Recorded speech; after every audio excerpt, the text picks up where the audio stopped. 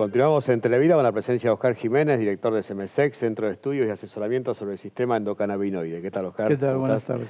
Habíamos hablado hace un par de semanas sobre el tema del Parkinson, hablamos mucho de las emociones, cómo actúa el cannabis medicinal en esto de las emociones para por lo menos ya la persona que ya tiene declarado el Parkinson frenar la enfermedad atacando esta emoción que lo produjo. Hoy vamos a definir un poquito los tipos de Parkinson y cuál es esa emoción que puede llegar a producirnos un Parkinson.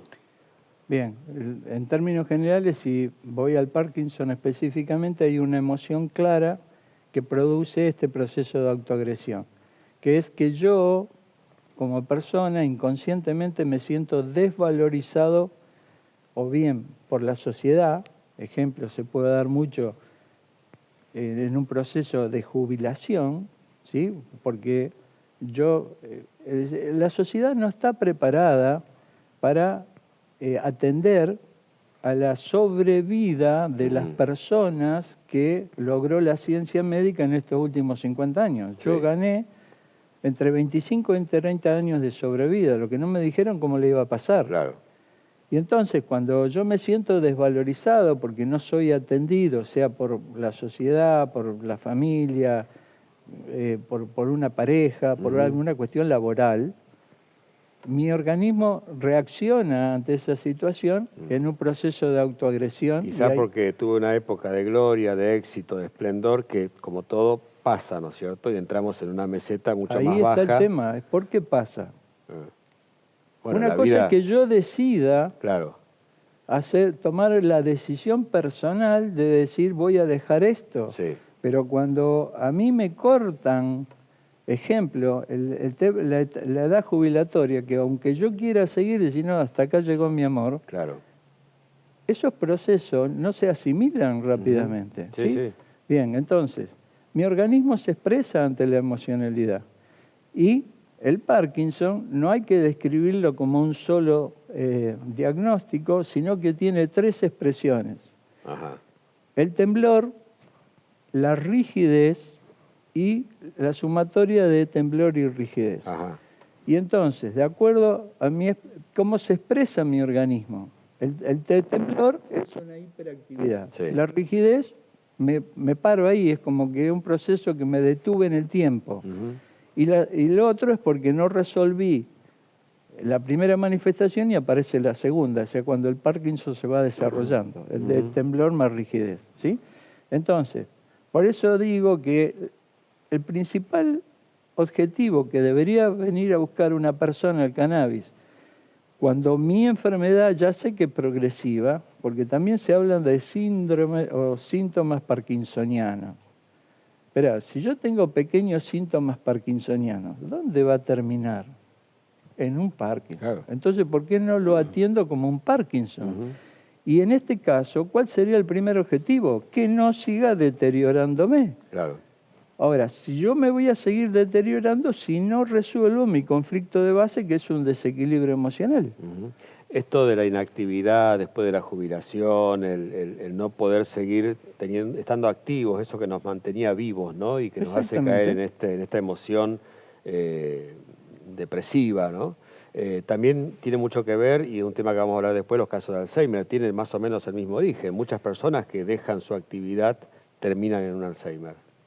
Exactamente. No digo que esto no es matemático, no es una regla fija, pero se ha dado muchos casos. Bueno, pero a ver, traducido al rosarino básico, ¿qué significa el Alzheimer? Hay cosas que ya no me quiero acordar. Y entonces cuando yo tengo procesos negativos, pero fíjate una cosa, el Alzheimer también tiene 2 pacientes con polos opuestos. Está aquella persona que está totalmente desactivada, ¿sí?, en su propia realidad, ejemplo, el hijo de la novia, y una persona que tiene demencia senil. Y entonces, una es una persona totalmente pasiva y otra totalmente activa. Entonces, la emocionalidad se expresa de distintas maneras, ¿sí? Entonces uno tiene que escuchar, porque si yo había cosas que me guardé en mi vida y ahora la quiero gritar, termino en una demencia senil. Claro. ¿Está? Claro.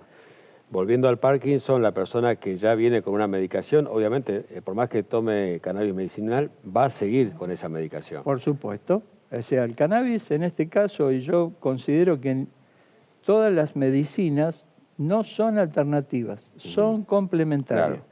La diferencia, permíteme, que a lo mejor la medicación tradicional combate la consecuencia y en este caso el cannabis va al origen. Exactamente.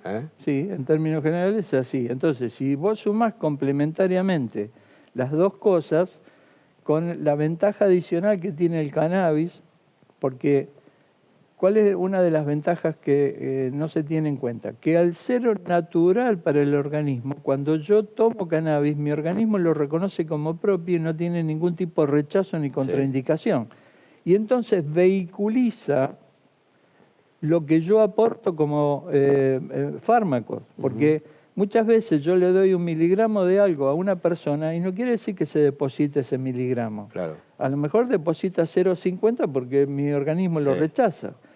Si yo le doy cannabis complementariamente, va a lograr el resultado que se deposite el miligramo. Y entonces, el médico luego, con el resultado opuesto, puede empezar a reducir paulatinamente y a criterio de ese profesional la incidencia de un fármaco para ser reemplazado o complementado por algo natural. Nos tenemos que ir, pero vamos a dar un teléfono, una dirección de SEMESEC, la primera consulta.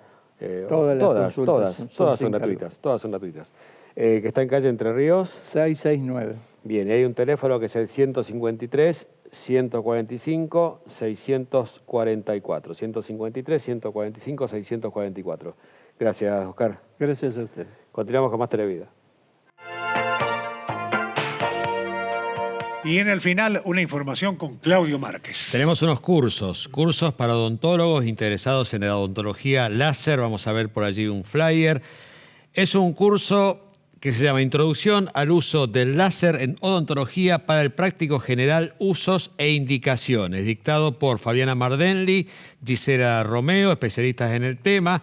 Esto es un curso para odontólogos, inscripción libre y gratuita, pero a su vez tenemos que decir que es limitada, o sea que hay que anotarse. Hay un teléfono que es 3415 64 65 36. Esto es en AMECO, Asociación Mutual entre Matriculados en el Colegio de Odontólogos de la Provincia de Santa Fe, segunda circunscripción. Entonces, viernes 25, 14:30, hay que anotarse, 3415 64 65 36. Para mejores músicas, el Palais de Glass. Así es, nos vamos al Palais de Glass porque tenemos mucho, como siempre. Vamos a ver el primer flyer, sábado 12, Peña de Eduardo Sosa, micrófono abierto con pistas a las 21 horas. Vemos la siguiente, domingo 13, Peña, micrófono abierto con pistas, José Vázquez, conducción de Alberto Mon, show en vivo de Diego Lucy, Campanita y Cristian Ruiz a las 21. Miércoles, clase de cumbia cruzada con Ariel González.